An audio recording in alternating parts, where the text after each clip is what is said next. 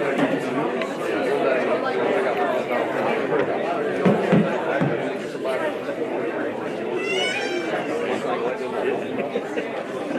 know that is. Yeah. Internet's crazy. All right. Honorable County Commission meeting is now open for adjournment. Honorable Pro Temp, St. Vanover. Thank you, Sheriff Cassidy. I'd like to welcome everyone to our March 2026 County Commission meeting. I'd like to ask everyone to remain standing for the pledge. But first, I'd like to recognize Commissioner Crawford for our invocation. Let's bow for prayer. Lord Jesus, it's with thankful hearts that we come before you this evening to ask your guidance upon this meeting. And Lord, we want to lift up all of our troops that are in harm's way this hour. Pray, God, you'd watch over them and keep them safe. God, may the decisions we make tonight be for the betterment of our community and all of our citizens. In Christ's name I pray. Amen. Amen. Kitchen, salute, pledge. I pledge allegiance to the flag of the United States of America and to the republic for which it stands, one nation, under God, indivisible, with liberty and justice for all.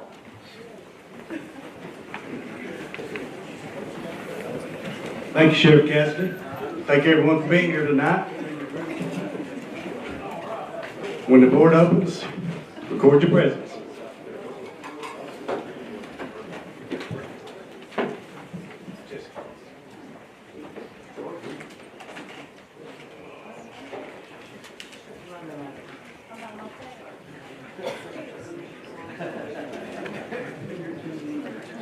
Has everyone recorded their presence? Madam Clerk. 18 present, 6 absent. Thank you. First item will be the approval of our notaries. Madam Clerk, I think you have a list.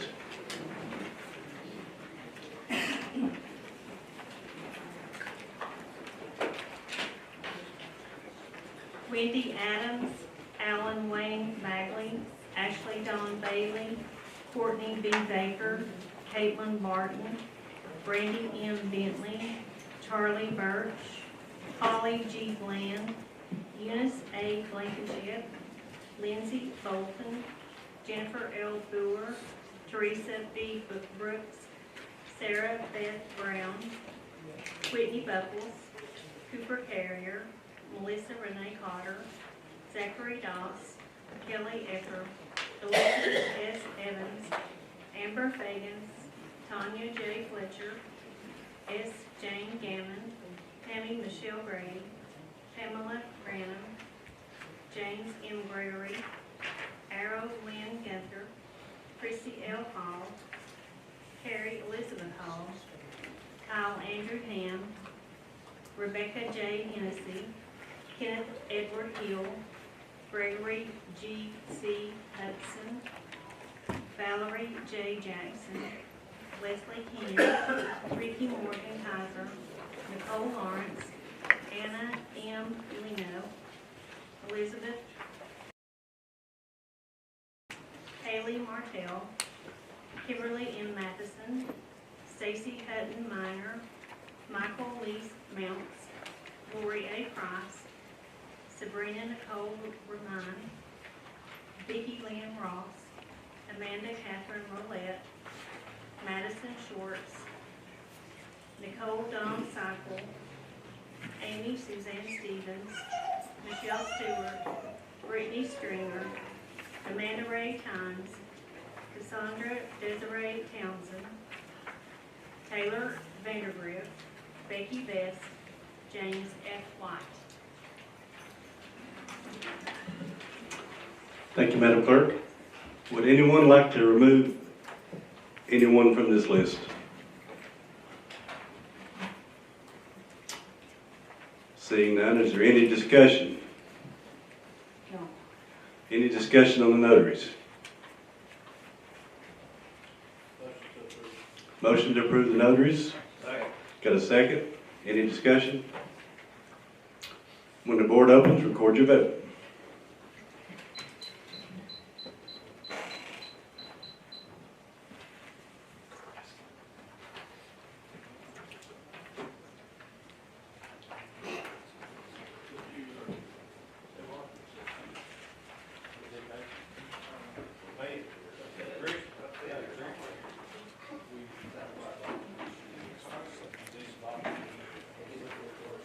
Has everyone voted? Would anyone like to change their vote?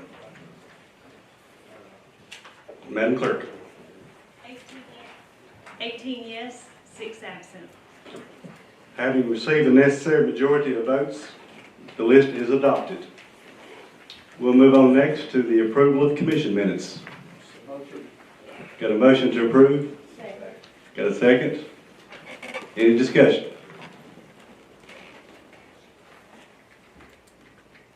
If there's no discussion, when the board opens, please record your vote.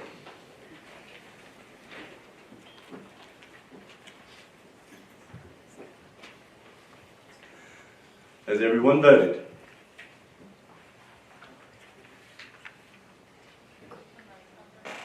Dr. Hall. Anyone like to change their vote? Hearing none, Madam Clerk. 18 yes, 6 absent. Having received the necessary majority of votes cast, the minutes are approved. Next, we'll move on to recognition and presentations. I'd like to recognize Commissioner Means for a special recognition. Thank you, Mr. Chairman. Thank you. Tonight we have Club America visiting us, Club America Tri-Cities. If you all don't care, come on up. And I'm just going to say a few things, and then I think they would like to speak with you for a second. But just to give you a couple of facts about them, they just got back from Tennessee State House last week. Y'all come on up. It's okay. You can spread out. And they got to do a mock Senate session, and they, previous to our regular session tonight, we did a mock county commission for them to get to experience the differences between resolutions versus bills. And so hopefully sometime soon they'll get to go to Washington, D.C. Anyways, they are one of the largest clubs in the state of Tennessee. So that's really amazing. And they are one of the most active clubs in the nation. So that's pretty impressive. Thank you.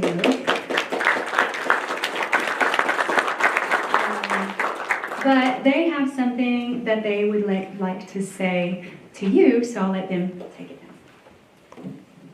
All right. Hi, my name is Maddie Means, and I'm the president of Club America Tri-Cities. For those of you who don't know what it is, it's the high school branch off of Turning Point, USA. We have the same values as them, so free market, free speech, etc. And we just love our country, so that's why we're doing this. We have monthly meetings. Today we met up and we had the mayor come and speak to us. And then we did a mock commission session.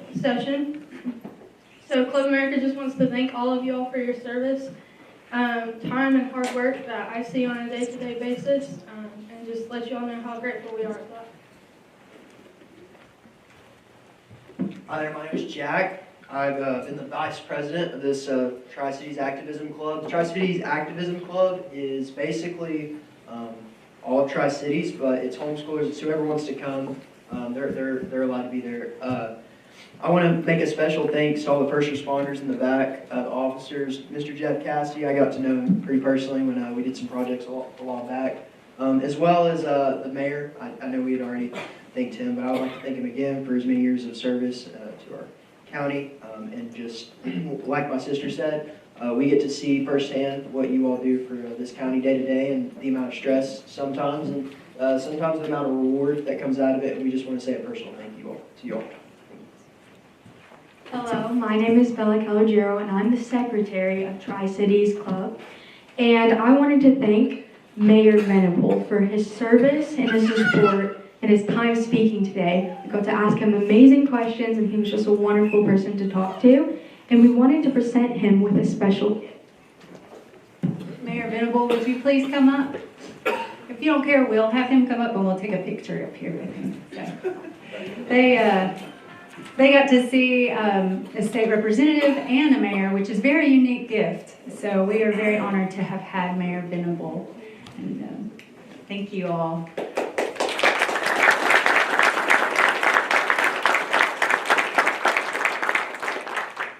Commissioner, I have something to track these young people by. And even though I'm leaving here, I will certainly be paying attention to how they progress in their lives and how they contribute to this community. You've given them a good start. Thank you.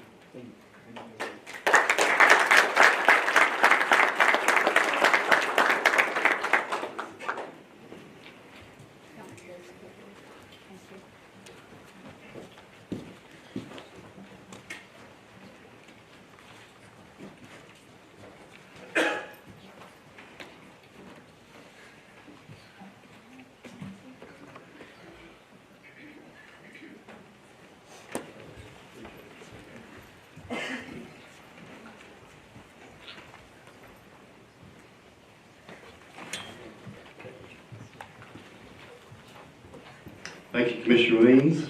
Thank you, Mayor. Thank you, young people. Future of our county right there. So thank you for being here and thank you for what you do. Next item, we'll move into, we'll recess for public comment. Before we go into public comment, I've got some rules to read that Commissioner Gardner has left me. So public comment, before we start, be reminded that each speaker is requested to state their name and address for the clerk's electronic record. Through this, though this is not a question and answer, clarifying questions may be permitted. No speaker can transfer or yield time to another speaker. Each speaker will be allotted 3 minutes uninterrupted and is asked to direct all comments to the chair of the body, not the members. At the end of the 3 minutes, I will let you know and ask that you take a final statement. Public comment will be a total of 30 minutes. First of all, we'll go into the agenda-related public comment. Dominic Kosmakis. Non-agenda. Non-agenda.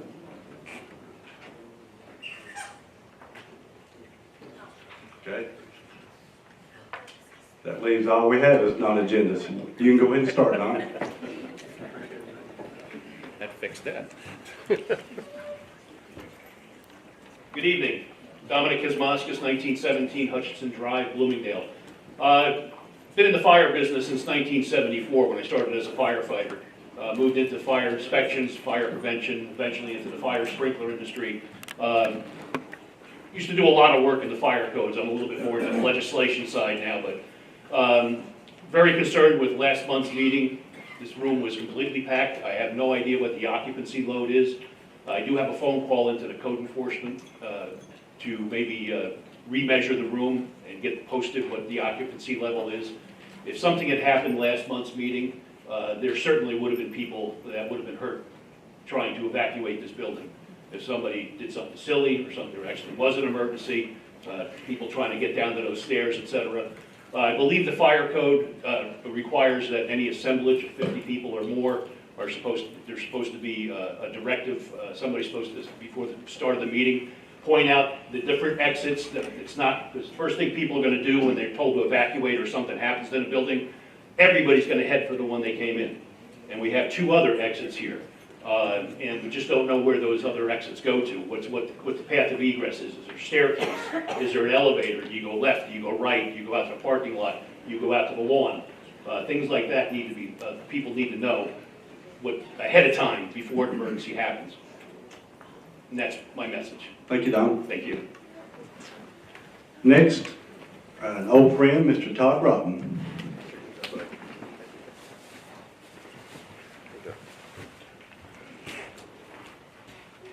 Thank you, Mr. Vanover. My name is Todd Broughton. Address is 3348 Cardinal Street, Kingsport, Tennessee.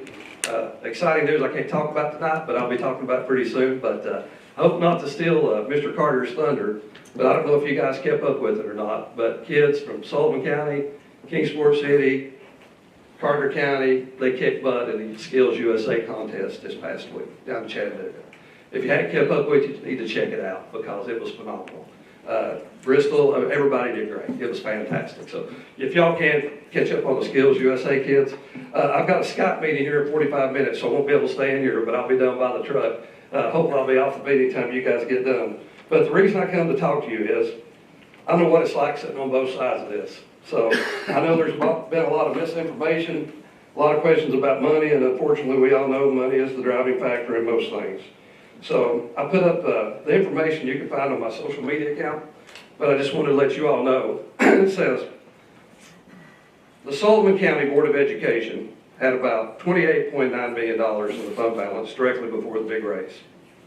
This was brought up last year. They come in here, some of them did, and tried to blame you guys for not putting a big tax increase on the taxpayers to pay for it. Come to find out after it was over, the fund balance is $28.1 million. So the difference is $800,000. So that big raise that was supposed to cost millions simply did not. So currently the fund balance has been $800,000 less. That's just important to remember. In hindsight, we should all be able to see that simply was not necessary. What does that tell you? It should be crystal clear to start with that the world of the taxpayers and the county commission can't handle this. We need to be honest, we need to have our numbers, and we need to know what we're doing. The raise could have been given years ago. If it was going to come from the fund balance has been well over $20 million for quite some time. The state requires a 3% of the budget in the fund balance. Even if you double that to 6%, that still leaves well over $22 million in the fund balance. All this is happening while the students' performance is down and the maintenance of the buildings is suffering. We have roofs leaking, we have citizens' pocketbooks that are hurting. The interest could have been growing in the teacher's account. But anyway, theoretically, that $22 million over time could fund that raise for several years. Am I against teacher raises? Absolutely not. My son-in-law was one of the teachers that was at the CTE program working on Skills USA. So I'm very proud of him. So he got Advisor of the Year last year, just so y'all know. But anyway, can the fund balances be used for bonuses? Yes, it can. And with nearly $30 million, probably some of it should be. You know, we've got to quit playing games with the teacher raises, and the money needs to go to the students and the teachers, not sit in an account. So that's pretty well all I had to say. Like I say, you can go to my social media page and double check it. And thank you all for your time. I know how it is on both sides of it. I know anybody can choose between good and bad, but between two goods and two bads, it's tough. Good luck, y'all. Take care. Thank you. Thank you, Mr. Broughton. Next, Director of Schools, Mr. Chuck Carter.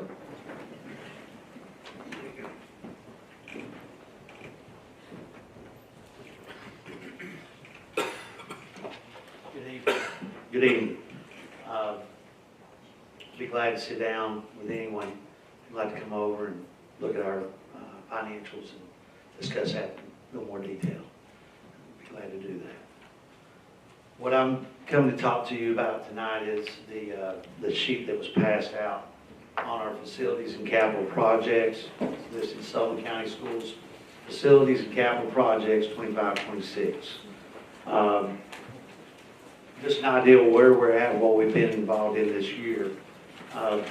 Those completed projects that are listed, the majority of those were things that are either a safety concern or an emergency purchase, such as the Middle Perry Elementary School HVAC project. That was a boiler that went out, and we had to go back in during the winter and get that repaired or replaced and changed over. The HVAC at the end, as a HVAC system that had not been working for several years.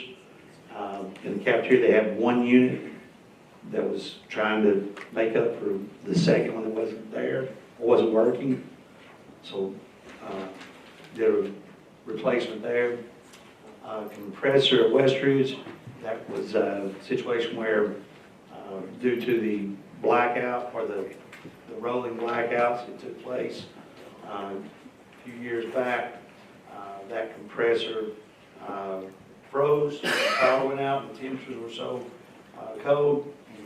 It was just out of warranty, but even beyond out of warranty, it was something that we looked into, and we were not going to be able to get compensation back for that. awning at Love City, goes along with that other project with the safety vestibule. And I'm sorry, Chuck Carter, 455. We know who you are. Sullivan Street. We know who you are. Kingsport, Tennessee, I'm sorry. But then the safety vestibule is going to allow parents to kind of be in a holding area rather than standing outside waiting for their child or bringing their child. They'll actually be inside in an area where they're held until verified their purpose and everything. So that's one part of that is the awning. So students will be going out a different area than they have been previously. And then the safety vestibule is the second part of that. And that's to be done after school's out this summer. And then the last one's that repair work on one of the current boiler at Sullivan East High School. Those being completed. In progress is the safety vestibule mentioned there. Westridge High School gym floor refinish. Had a situation probably the first year that the school was open, but there was some things done, tape and different things put on the floor that have ruined the top finish. So that's a refinish on just the top of the gym floor. And then there's a dropout that's started taking place on the track there at Westridge. It's going to require to be fixed so that it's able to be ran and track meets on. Down below, and these are basically the majority of the same projects we talked about last year. We are looking at and doing evaluation on the boiler and chiller and switch gears at Sullivan Heights and Sullivan East High School. But then in addition to that is the switch gear at Sullivan East, Rock Springs switch gear, Rock Springs boiler, and Central Heights Elementary School switch gear projects that are still big priority needs for us. Those are the major things that we've been taking part in this year. Any questions? Thank you, Mr. Carter. Any questions for Mr. Carter? Darlene, Commissioner Carlton. Thank you. Mr. Carter, I was just wondering how expensive is the boiler and the switch gear? Looks like you need several there. Well, that's a good question. If you do the boiler and change over at Sullivan Heights to a natural gas, your switchgear needs are going to reduce because you're not going to need as much electrical. And so I would say those first four there, the boiler at Sullivan Heights, the chiller at Sullivan East High School, the switchgear at Sullivan Heights, and the switchgear at Sullivan East are multi-million-dollar project all told. It's several $1 million. Of course, with the way the market is and the economy, things of that sort right now, I wouldn't. We are working with Thompson Litton on getting us updated numbers and seeing what we might qualify for through an energy efficiency savings loan, which is the loan where it's at 1.5%. So we're just in the beginning process of starting that communication there. Thank you. Anyone else? Looks like you got off easy. Thank you. Thank you, Mr. Carter. Next up, Mr. Jerry Fleener.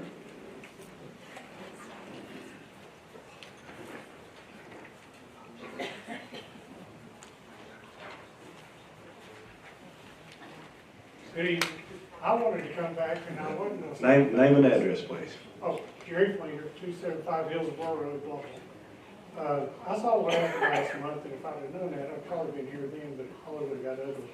But you hear two sides. You hear the silent majority and the noisy minority. I think we got the noisy minority last month.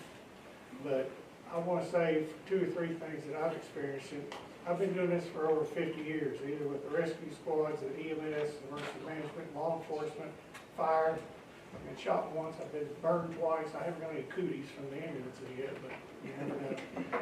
But seeing this and working with them in the positions I've been in over the years, with the fire departments, the EMS, life-saving crews, but the law enforcement especially, I want to mention, especially since last month.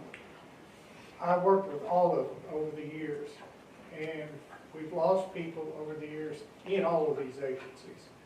But I want to bring up the one with Steve Hinkle when he was shot, when he was on duty several years ago. I was contacted by a trooper that was coordinating the convoy going from Central High School to the cemetery. And he asked me if I would help coordinate with the fire department's rescue and everybody else involved, setting up bridges, roadblocks, everything. And the crowd was just unbelievable. It wasn't just them. There were people lined up on both sides of the interstate. Every road that we took, we didn't need to block intersections. There were already people there. But what stood out in my memory of all this was at the cemetery.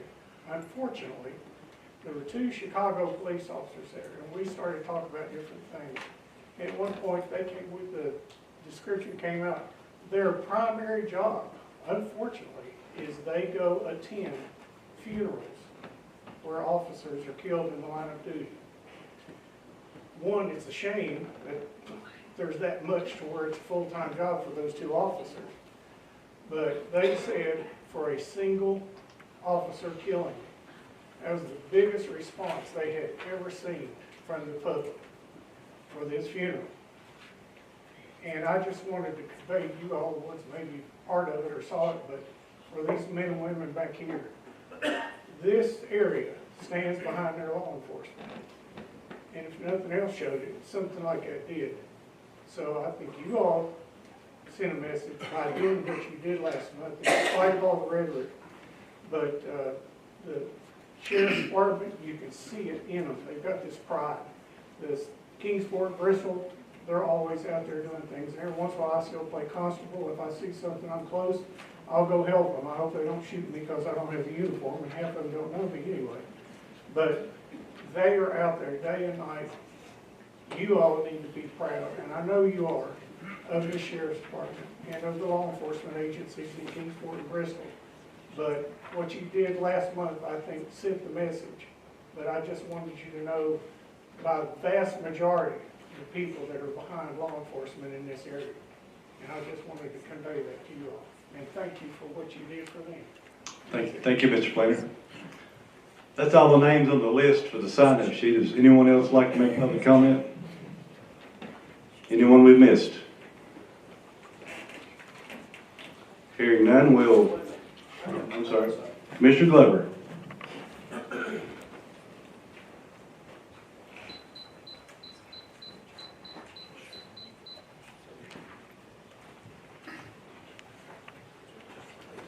Thank you, Mr. Chairman.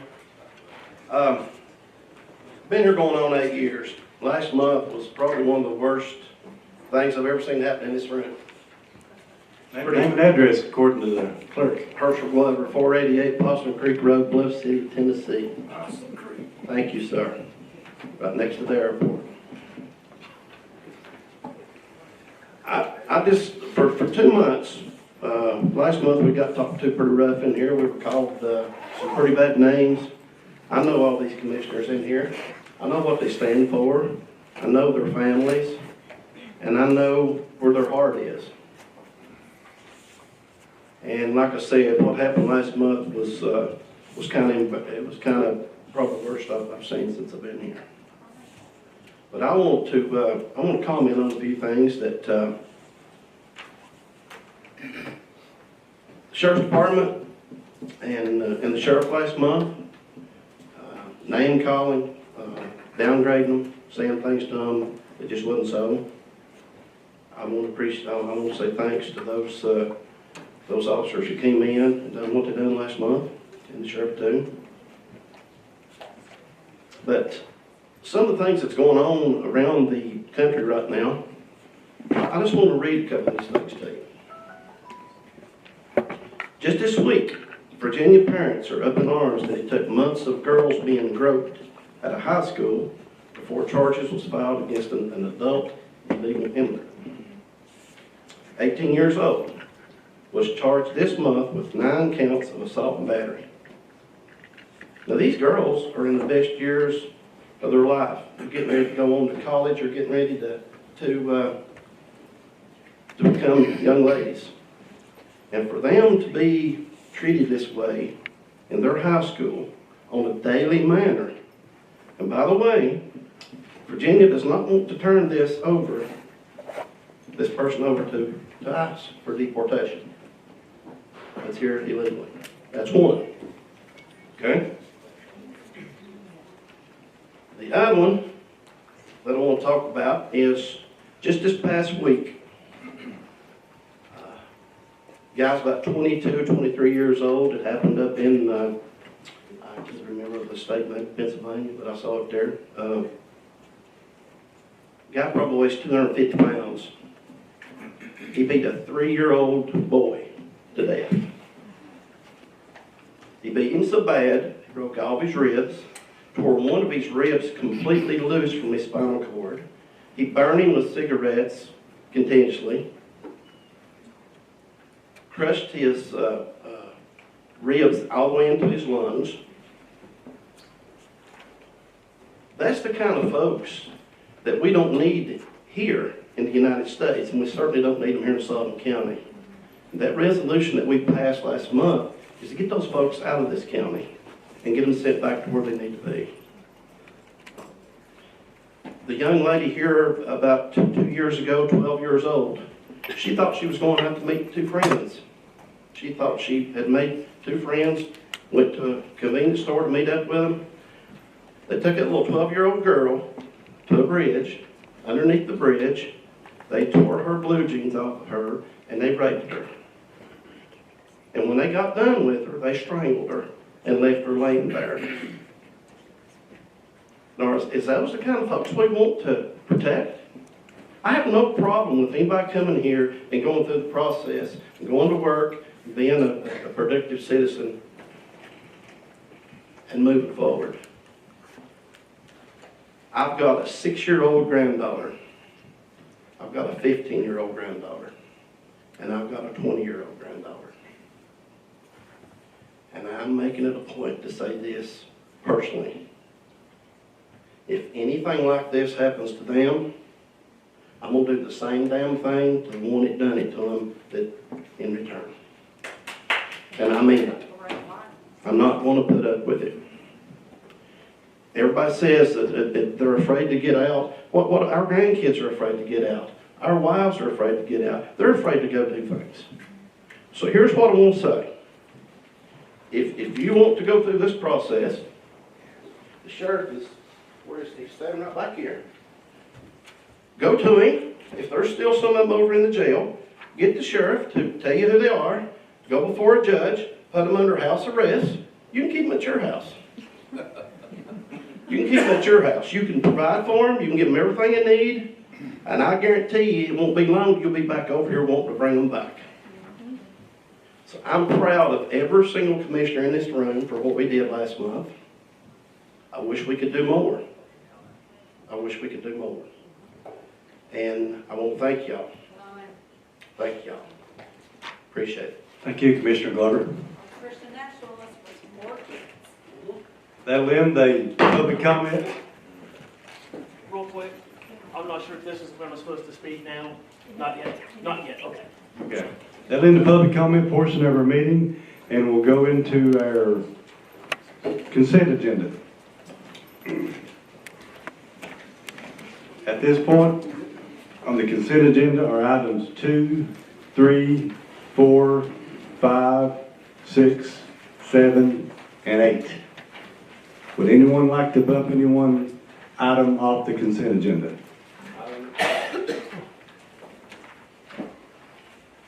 I'd like to remove item 8 from the consent. Item 8 will be removed from the consent agenda. That leaves us items 2, 3, 4, 5, 6, and 7. Would anyone like to bump any of those items off the consent agenda?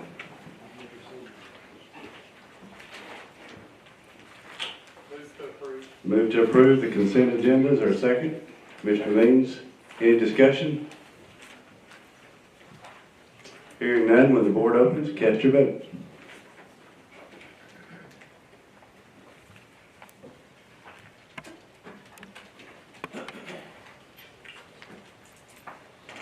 Has everyone voted? Anyone like to change their vote? Madam Clerk. 20 yes, 4 absent. Having received the necessary majority of votes, the consent agenda is approved. Moving on to old business, item 1, Commissioner Ward. Without objection, item 1 will be withdrawn. Moving on to new business. That'll take us to item 8. Recognize Commissioner Iverson. Thank you, Chairman. Item number 8, amend item number 8. In your packet is the actual amendment. We found out some information that made us not go for the whole process right now. So we're only going to apply for the funding from the Tennessee Department of Health. Actually, you have to qualify and then be invited to apply. The part that we're concerned with is that later on, after they did a little bit of research on this, there's some discussion if the $80,000 is going to be enough to complete the project. And since we don't know for sure that that's going to be enough to complete it, we're going to go through the process of application. If we're invited to apply for it, we're going to do that. If we get accepted, it'll come back to this body, and then we'll have more information to say, are we going to accept it? Can we afford to accept it? How much will it cost us? So that, all of that is here in this. It changes the resolution apply for. You see it's striped out, except if awarded and appropriate funds. So that's gone. And then page 2 of that document, number 2, 3, and 4 are all eliminated. So the grand result of this is applying only. You've heard the explanation on item 8. Any discussion? Dr. Holler. Thank you, sir. Thank you, sir. Would there be an opportunity to increase that funding on the reapplication? No, sir. 80,000 is the maximum. Any further discussion on item 8? If not, last word to Commissioner Iverson. With it only being an application, I still would like to move waiver of rules. Commissioner Iverson moves waiver of rules on item 8 that will require 16 votes.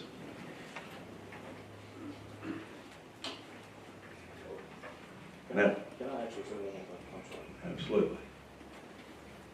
I'd really do a disservice on this if I didn't give a shout out to Sherry Duvall. She applied for this loan, she worked with the middle school, she got all this done, and then later on she found out that there may be a flaw in that. So really, really great for her to say, helping our whole county, watching over us, very fiscally sound. So I would really have done a disservice if I forgot that. I said it yesterday in the budget meeting, but just want to make sure everybody realizes she's a great steward of our money and she's working hard for us. Any further discussion on item 8? Hearing none, a reminder that this requires 16 votes for waiver of rules. And when the board opens, cast your vote.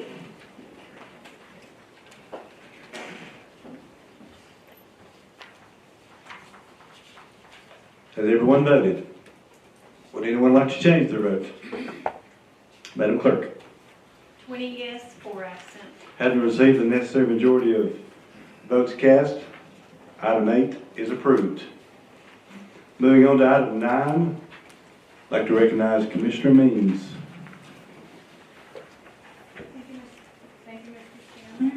Thank you, Mr. Chairman. This is a resolution to dedicate Petty John Road Bridge in honor of Lance Corporal Donald R. Gauntz. He is a veteran, and he and his family have been running the Indian Springs Optimist Club for the past 40 years, and there have been thousands and thousands of girls come through this program. But his son, Commissioner Mike Gauntz, came to me a couple weeks ago and requested the bridge maybe if we could consider dedicating a bridge after him because of his commitment to this community. His other son, Mr. Don Gauntz, if you'd like to come up, you're welcome to now. He is here to give us some more details about his father, on whom we will be dedicating this to.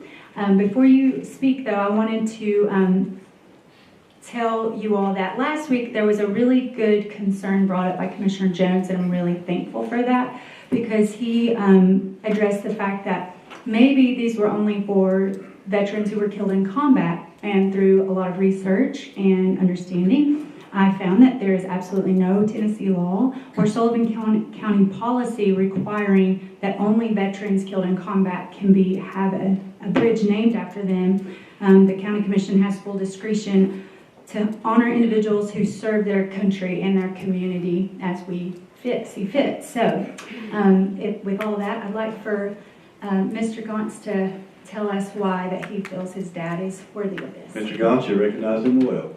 Thank you, and sorry for the confusion earlier. I wasn't sure what the protocol was. Thank you for the opportunity to speak for my dad. I was proud to be asked to come here this afternoon. My dad served in the Marine Corps, once a Marine, always a Marine, and he lived that to the day he died. In 1969, he and my mom moved to Indian Springs, and together with 4 other families founded the Indian Springs Christian Church, and has done a lot of community service through that church, including in the early 70s, they started a Christmas party for families that were less fortunate to make sure they had food and toys for their kids, long before those became commonplace. And then 40 years ago, he founded the Indian Springs Optimist Club, spearheaded and got that started. The sporting events, from flag football to softball to basketball. We currently have a volleyball program for girls, grades 1st through 8th grade, and we have 150 on average per year that come through the program. We serve thousands and thousands of kids, and giving back to the youth of the community. Some other things that he's did through the Optimist Club was we had the first community tree lighting service in Indian Springs. He did the community Easter egg hunt long before those became commonplace. He helped to get the natural helpers started at Sullivan Central High School. In case you're not familiar, natural helpers was the students were trained to be able to help fellow students to help to stem the growing tide of teen suicides. And so he got that program started, and it ran again for many years. He's done so much. I was thinking earlier, 3 minutes, I can clear my throat 3 minutes talking about my dad. But I wanted to thank you again for the opportunity. If there's anything else that I can answer on his behalf, I'd be happy to do so.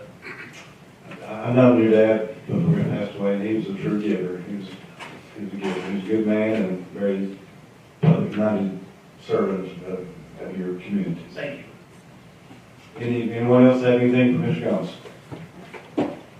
If not, back to you, Commissioner Means. Yeah, I'm open to questions. Any questions? Dr. Hopper. Thank you. Thank you very much. Just being a newbie on this illustrious legislative group, you mentioned that the state nor the county has any criteria for naming bridges or any public venue, bridges, roads, or anything else. We don't have any such thing.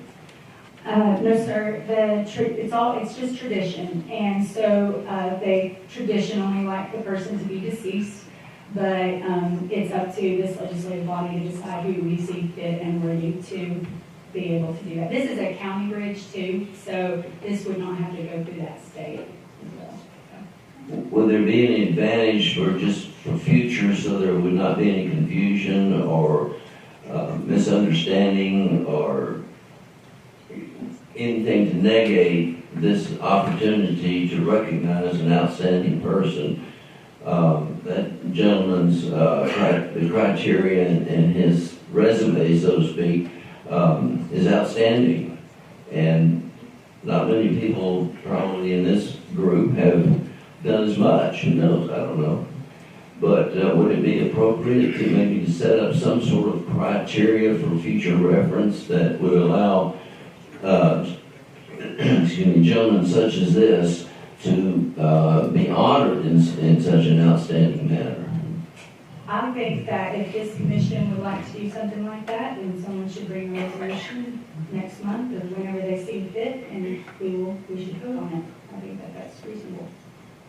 Well, would it be appropriate that I might move that we do so? I think that's separate from this resolution tonight.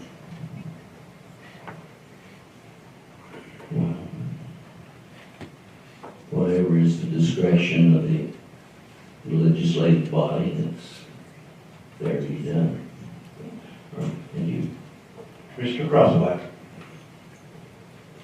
Thank you, Chairman. Next month, I will be doing a resolution for us to form some guidelines, because we need them, the state has them, and I agree with Dr. Hopper and Jessica and the rest of this gentleman has done a lot for the community, so that starting next month, we'll have a draft resolution on how to handle this in the future, so thank you. Any other discussion? Hearing none, back to you, Commissioner Means. What's your desire on the resolution? Yeah, Sullivan County has a long tradition of honoring those who serve our county and our community, and that includes veterans, first responders, and local citizens, and there's no rule limiting us to any one category, and so we get to decide who's worthy to be recognized, and I appreciate that about this body, and I'm honored to be in this, and ask for your support of the St. John Rose Bridge dedication. And I would like to waive the rules. Commissioner Means moves item 9 to waiver of rules. Any further discussion? Hearing none, when the board opens, cast your vote.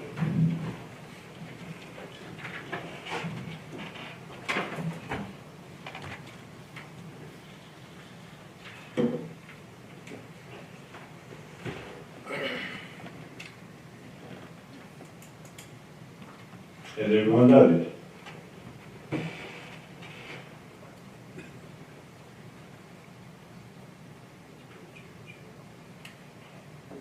Has everyone voted?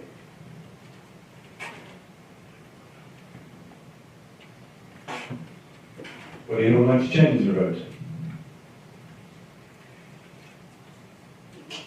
Madam Clerk. 12 yes, 7 abstain, 1 no, 4 absent. Having not received the necessary majority votes, item 9 fails to be approved. Moving on to item 10. I'd like to recognize Commissioner Glover.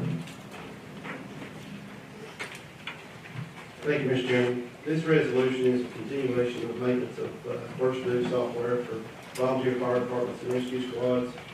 Whereas Sullivan County relies on dedicated volunteer fire departments and rescue squads to provide critical emergency response services to the residents and residents of Sullivan County.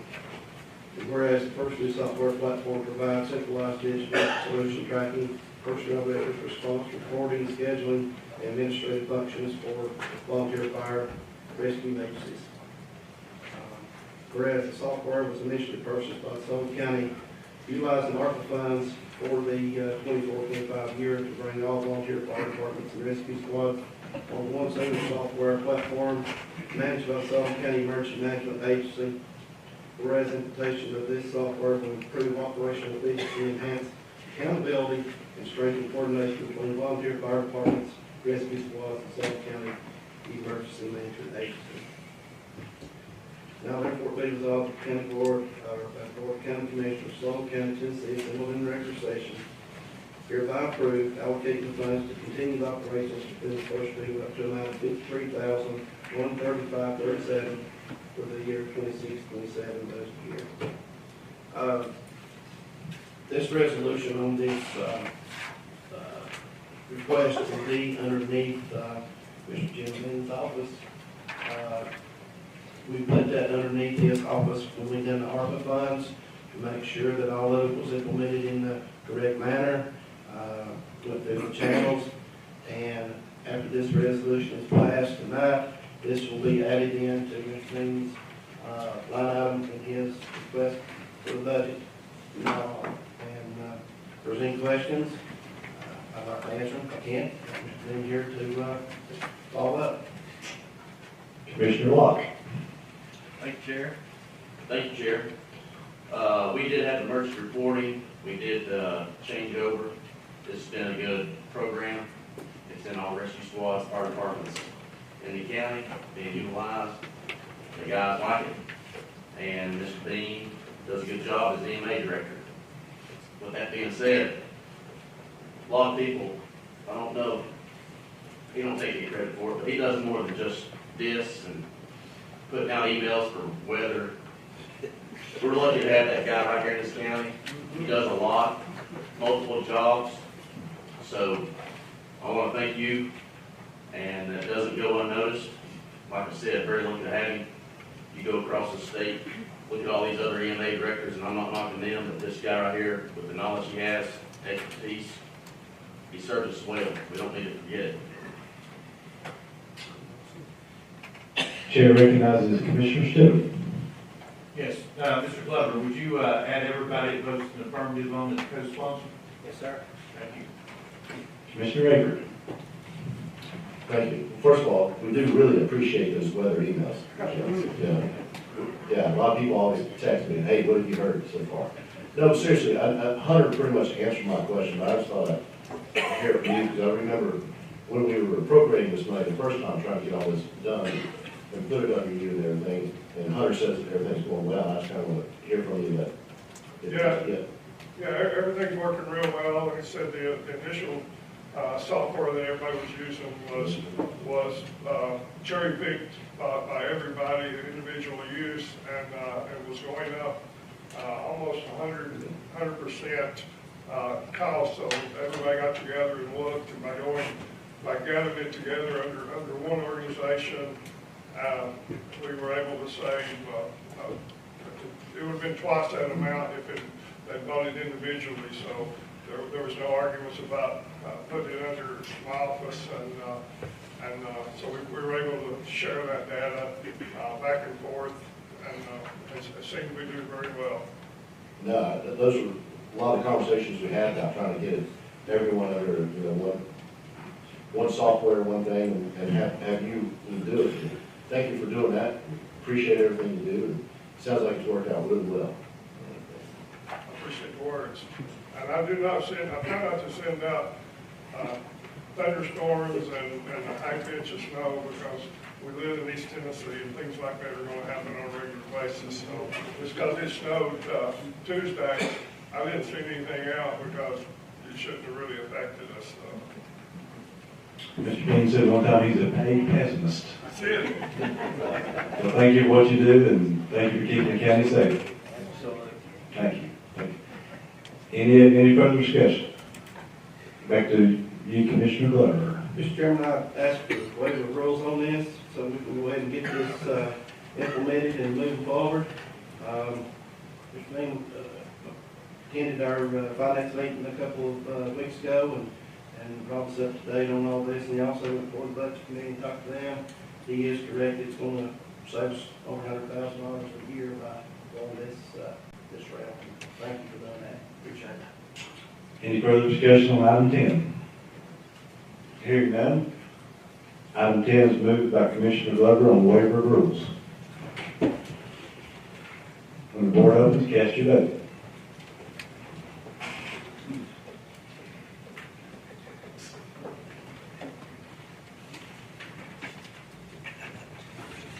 Has everyone voted? Would anyone like to change their vote? Madam Clerk. 20 yes, 4 absent. Having received the necessary majority of votes cast, item 10 is approved. Moving on to item 11, I'd like to recognize Commissioner Jones. Thank you, Mr. Pro Tem. Appreciate that. Lynn.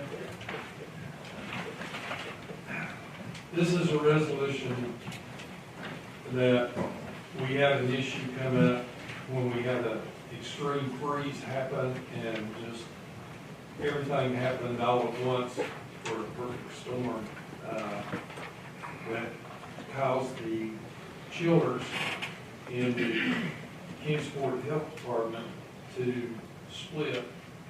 And now, at the current time, there is no heat or We got heat. got heat now? We've got heat. Got heat, but we don't have any cooling. And then the warmer it gets, the loops come up, temperature on the loops come up. So what happened, the power went off, AEP lost power. That stopped everything. We had an emergency generator. It kept trying to kick out. It finally kicked out, but before it kicked out, the pipes had already frozen and split. And well, I think my other choice is this, because she got a Christmas.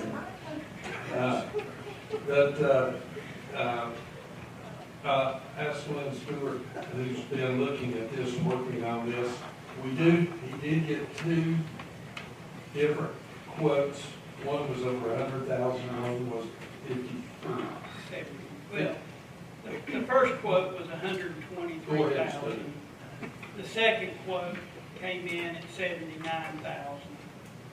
And then they wanted, I'm meeting Smothers down there tomorrow to see if we can't get into the end of this unit. We want to patch it and try to get this unit back up and running so that we can temp it. Otherwise, if we go back and we have to get a rental, all of them, they're wanting 20 grand a month to rent a tower to sit down there. But what happens, we can heat the building, but once we start getting up, like today, the loop got up to 135. If we can't get them tubes to cool down, we can't cool the building. So, but we're going to try everything we can to just patch it till we can get a new exchanger.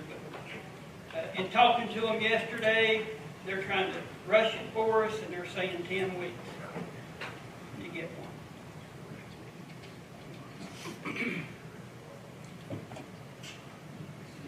Any questions? We did have a question last week about the glycol, that the percentage that's in it, and Mr. Stewart has talked to the companies.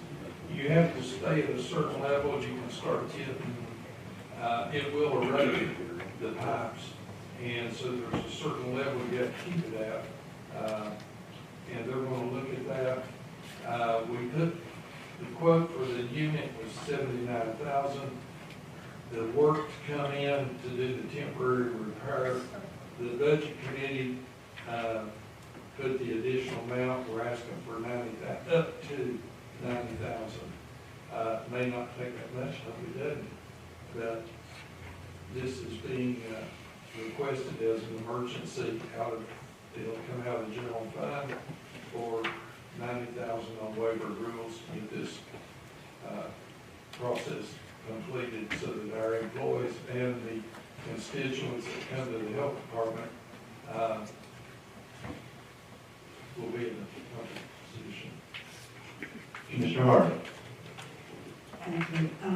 So my question is, was there any discussion about involving our county attorney to legally challenge this? I mean, 2 years old for something that expensive. It's not a warranty item. It's, I guess you could say it's considered an afterthought. The temperature froze, the pump quit working, the water quit moving. When it froze, it busted the pipes. The generator did finally fire up, and when it got the power back up, the water started moving. But by then, it dumped the water in the loop. So it's not an insurance, it's not a warranty. I mean, we've got a $100,000 deductible if it were an insurance. But everybody's telling us this is not a warranty item or an insurance item. So the county attorney, would you address this? Is that, are you comfortable with that it's not an issue that we should challenge? Mr. Street.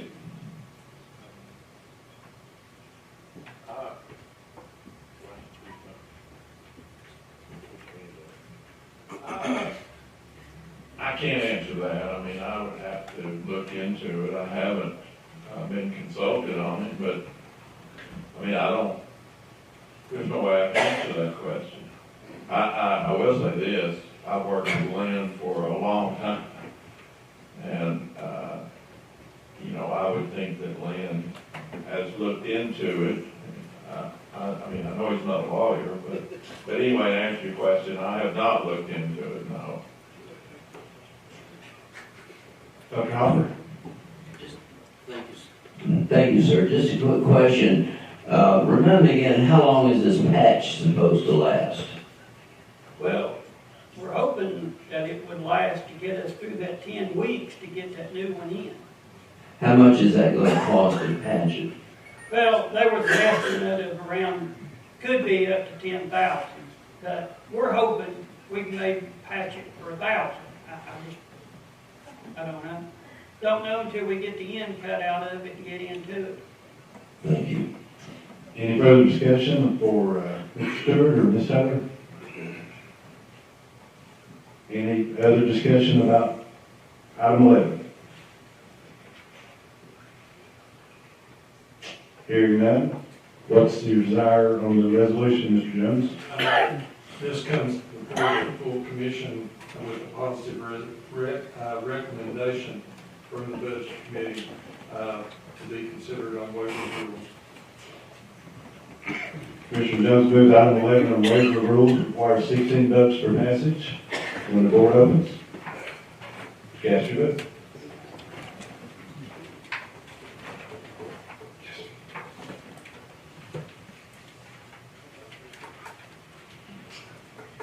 Has everyone voted? Would anyone like to change their vote? Madam Clerk. 20 yes, 4 absent. Having received the necessary majority of votes, item 11 is adopted. Thank you. Thank you. That moves us down to item 12, the last item on the list. Would anyone object if I explain item 12 from the chair? No objection. No objection? Only if you're gonna read the whole thing. You know the consequences. Like if I go down there, he comes up here. Yeah. Mr. Chairman. Yes. Why don't you go to page 1 on the inside where the chart is that shows the numbers. Is that A1? Well, it had A1 previously, it had 1 and 2 are together there. I don't know. There's a chart. Exhibit A. Exhibit A, if you want to reference Exhibit A while I explain the resolution. Item 12 is a resolution authorizing the issuance of general obligation school refunding bonds of Sullivan County, Tennessee, making the provision for the issuance, sale, and payment of said bonds, establishing the terms, therefore, and the disposition of proceeds, therefore, providing for the levy of taxes and the payment of principal of premium, if any, and interest of the bonds. To make the long story short, the refinancing of our school bonds, we're going to get a lower rate. Over the life of these bonds, it will save our county $3.6 million. No length will be extended of the bonds. It's simply saving money. Is there any further discussion? Mr. Glover. Thank you for doing this, Mr. Chair. Leslie, you and Larry and the finance department, thank you for staying on top of this for us. I mean, that's what I'm doing. And I appreciate what y'all done in there and keep us abreast of that. And Mr. Chair, thank you for sponsoring, bringing it in here for us. Like I said, we think we're probably gonna need that money. So thanks. And also the chairman of the budget committee there. I think he had a little hand in this, and we appreciate him too. But all of them on the budget committee and all of them in the finance department. Thanks. Absolutely. Any further discussion?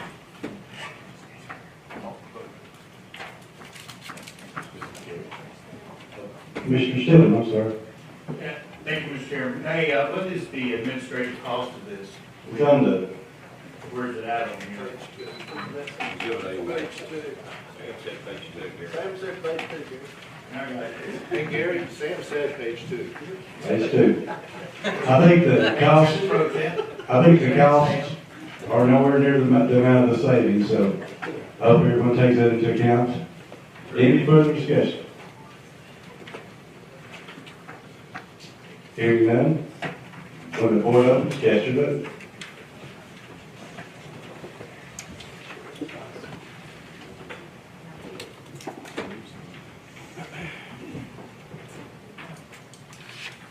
Has everyone voted? Would anyone like to change your vote? Madam Clerk. 20 yes, 4 absent. Item 12, having received the necessary majority of votes, is adopted. Item 12. Lastly, before we wind up, I'd like to recognize our Assistant Finance Director, Ms. Leslie Long. Thank you, Commissioner Danover. There we go. I just wanted to, first of all, thank you all for the votes that you just did on the refunding. It does save the county quite a bit of money over the life of the debt.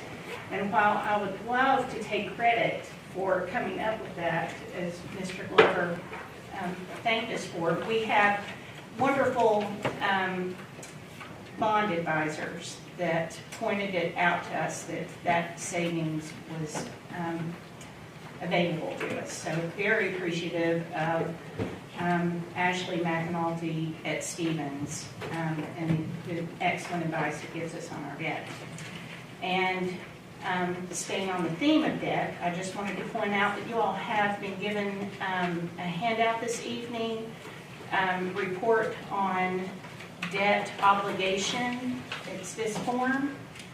This is just to let you know that we did close today on the $1.5 million capital outlay notes that you approved last month for the Sheriff's Department vehicles.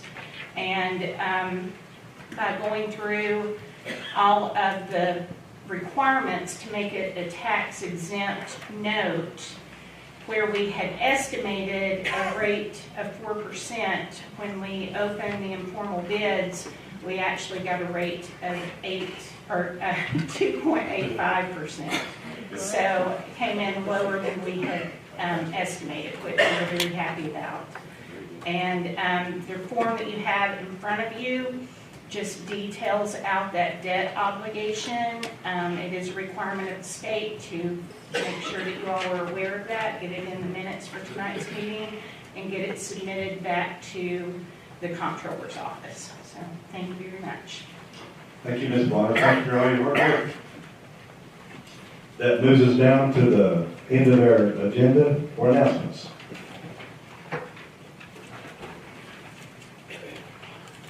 Commissioner Jones. I spread on each commissioner's desk something about Liberty Celebration. If you're interested, this is the 27th year, and it's only done every other year. This is a special year for Liberty Celebration.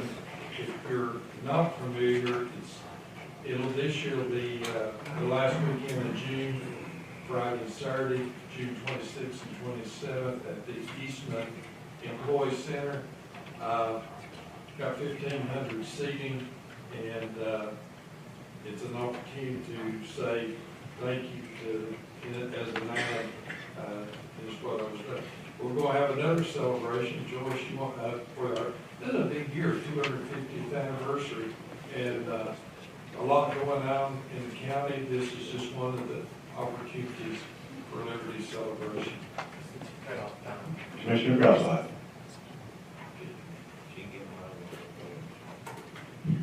Well, Mr. Ward, okay, thank you. Thank you, Chairman. Yes, coming April 17th, Sullivan County, we formed a committee which consists of Kingsport, Bristol, West City, Piney Flats, dignitaries, regular citizens, and April 17th will be our big start at Rocky Mount. Hopefully next month we will have our committee members here, and we have a little something to give out to you all. But it's the start of our 250, and I'm excited, and you should have gotten an email about it. But Rocky Mount on the 17th at 1 o'clock, so please plan to be there. It'll be wonderful. Commissioner Ward. Thank you. Jessica, I apologize.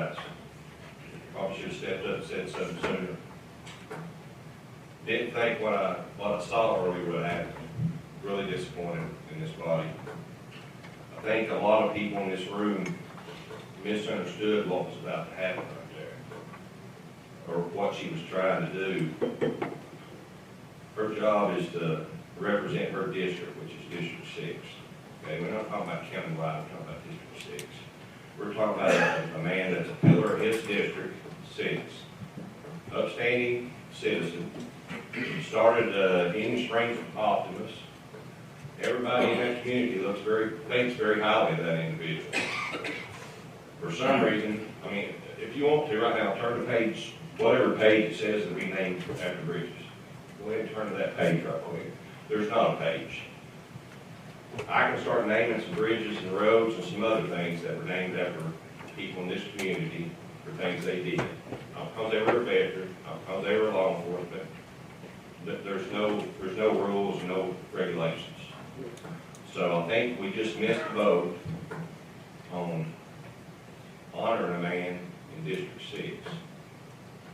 So you can disagree with me or not, but I think everybody took that wrong, and I think you missed a good opportunity right there. So I think you probably ought to think about that, because you're probably going to see that resolution come back. Thank you. Commissioner Iris. A couple of things to say. I'll actually address Commissioner Ward with that as well. I did abstain, and the reason I abstained is because right before that vote, we talked about bringing resolutions, we'll talk about rules, and what we're going to do about it. I feel like if you're going to bring one next month to talk about rules and what you're going to do about it, why hamstring yourself this month with that? So the discussion that happened right before it made me concerned about that. Is he a pillar of our community? Absolutely. And I'm all in favor of that. And I hope you do bring it back. And I think it would be good to bring it back. But I'd like to see us put something together that this body can agree on of how we're going to handle these things prior to making that decision of doing something we have never done before. So that was my reason for doing that. So just to explain. The other thing I want to mention is at our work session, Commissioner Cross came forward talking about an award that was happening at Tennessee High. Gold award for voter registration. Every high school senior or every high school student that's 18 was able to register to vote, 100%. Fantastic. Tennessee High is the third time they've won it. It's the only school in the state that's won it 3 times. So it's very impressive. And there's a lot of Commissioner Cross, he's worked very hard at that. We went to Sullivan High School the next day as well. A lot of people were there. It was another fantastic thing. Trey Hargett was there, Secretary of State. We had state reps, we had commissioners, we had Board of Education members. It was a fantastic thing. Heard today that Dollars Bennett has at least gotten the silver award, so that's great. And Chuck Carter told me today he's still working on it, but they're hoping to get gold at Westridge as well. So just want to say it's a kudos for the school system across the county. They did a great job, and I just want to mention it. Commissioner Cross, you're up. Thank you. And I wanted to thank all those that showed up for that as a teacher, for my students, for my school for showing up, but also I wanted to thank everyone that showed up as a colleague. That meant a lot to me as a colleague, not just as a teacher, but it really, I felt it as a colleague. So I want to thank everybody for showing up today. Thank you for doing that, Andrew. Commissioner Hager. Thank you, Chairman. I'm going to kind of piggyback off Travis. And I love the enthusiasm for Commissioner Iverson to think that 24 people in here will agree on setting rules and regulations. I mean, a whole group of us worked on whole rules and regulations and how to run these meetings and got turned down. And with something like that, I mean, I'm not going to tell you I drive every mile of this county, but I've grown up in this county. I've seen this county. And I really kind of enjoy when I pass over a bridge and I see someone's name, and I think, huh, that's pretty cool. I may have to look them up, try to find out more about them. You know? I'll just go ahead and tell you right now, I'm up against the rules and regulations for it. You know? Each commissioner has their district that they represent, and I try to go with that, you know, especially on zoning or anything like that. What is the commissioner in that district and what do they want? And you know, we've argued about what other commissioners try to come into your district and do something. I mean, it's a sign to put on a bridge that, you know, we got a lot of bridges. We don't want to name every bridge, go for it. But, you know, that was just, and I don't like trying to change the rules in the middle of a resolution, you know. I understand that, well, next month we're gonna bring forth, well, there's nothing that's gonna say they're gonna pass. Then we'll be back to square one. So, well, it just, it was a good thing. Keep your head up, come back again, and we'll go from there. Thank you, Commissioner. Commissioner Glover? Thank you, Mr. Chairman. I want to make a motion to bring up item number 9 again for consideration. Did you vote? You got to be on the prevailing side. I was. Do you want to make that motion? I'll make it. Let's recognize Commissioner Harrison first. I'd like to make that same resolution. I'd like to reconsider item number 9. To reconsider, the reconsiderer has to be someone on the prevailing side, so that's going to be you, Commissioner Aker. There is no debate. It failed.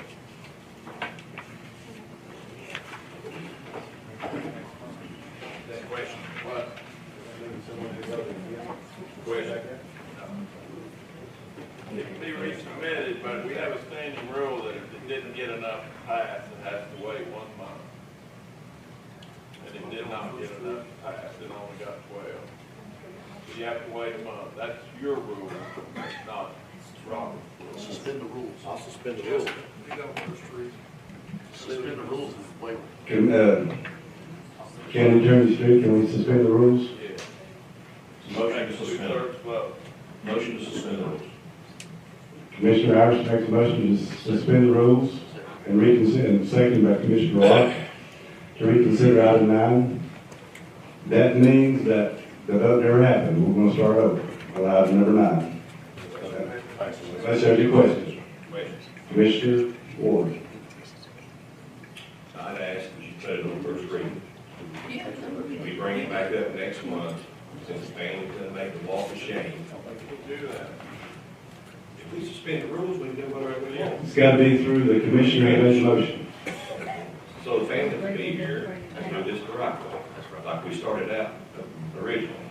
So, put it on first reading, we suspend the rules, put it on first reading, and let's talk about it next month. Try this again. Is that your desire, Commissioner Harrison? Well, we got to vote to suspend the rules first, and then I will absolutely do that. All right.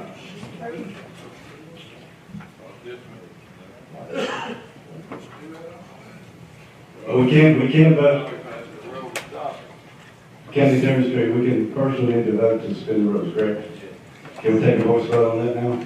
Well, you have to get 2/3, so not unless it's unanimous.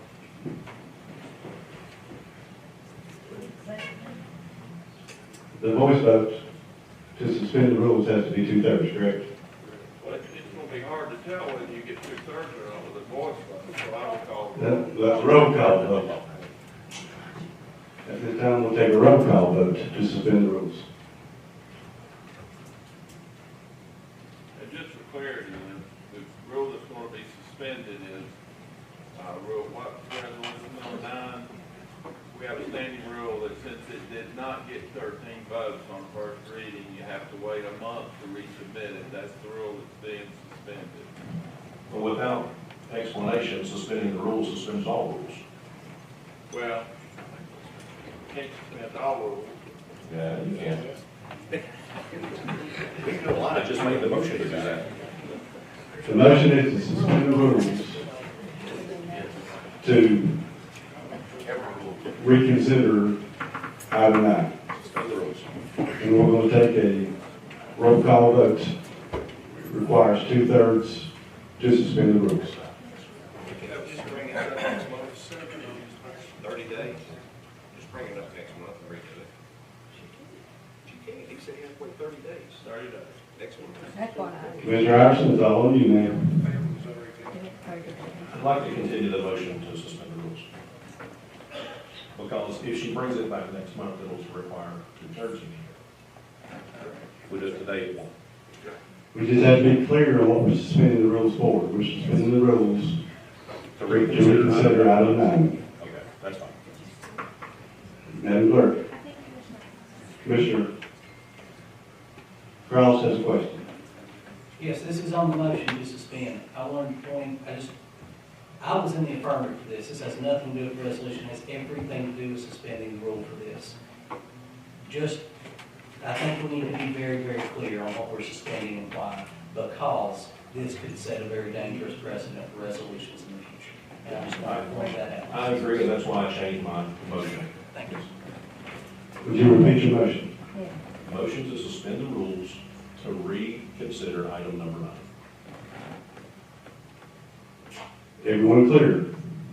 I guess to allow the reconsideration. You Put it on first reconsider reading. it, it failed. You could resubmit it as a new resolution. Okay. All right, if that's the case, then we need to make a motion to suspend the rules to refile number 9 at today's meeting. Leaving the same people on there, so I'll let Commissioner Means do that after that. But if we can reconsider the rules, then we'll go forward. Are you clear on the motion, Madam Secretary? Or Madam? Okay. Would you repeat it for us, please? Commissioner Iverson made a motion to suspend the rule to refile number 9 at today's meeting. Everyone clear? Everyone clear on what we're suspending the rules for? Are we in good standing, County Attorney Street? Yes. Madam Clerk, take the roll, please. Aker, Yes. Calhoun, Yes. Carr, Yes. Cole, absent. Crawford, No. Cross, Yes. Crosswhite, Yes. Gardner, absent. Glover, Yes. Harding, Yes. Hayes, Yes. Hopper, Yes. Horn, absent. Iverson, Yes. Jones,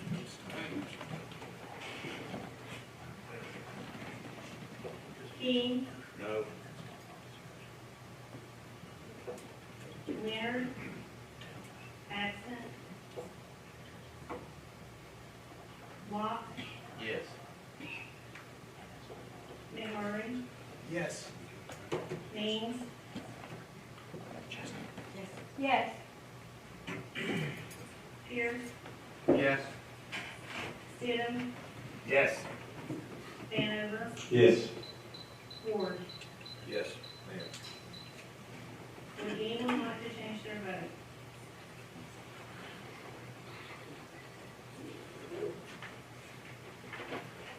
Seventeen yes, 2 no, 1 abstain, 4 absent.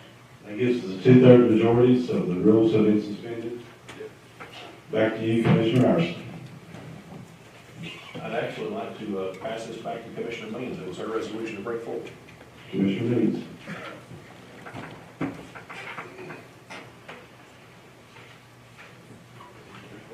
Thank you, Mr. Chairman, and I just want to tell you all thank you. And we're just going to put this on first reading. Yes. Commissioner Means moves item 9 to first reading. Is there a second on that? A second from Commissioner Locke. Any discussion? First reading. That cuts off debate. We'll move item 9 to next month's calendar. Commissioner Locke. Motion to adjourn. Got a motion to adjourn, got a second, all in favor say aye. Aye.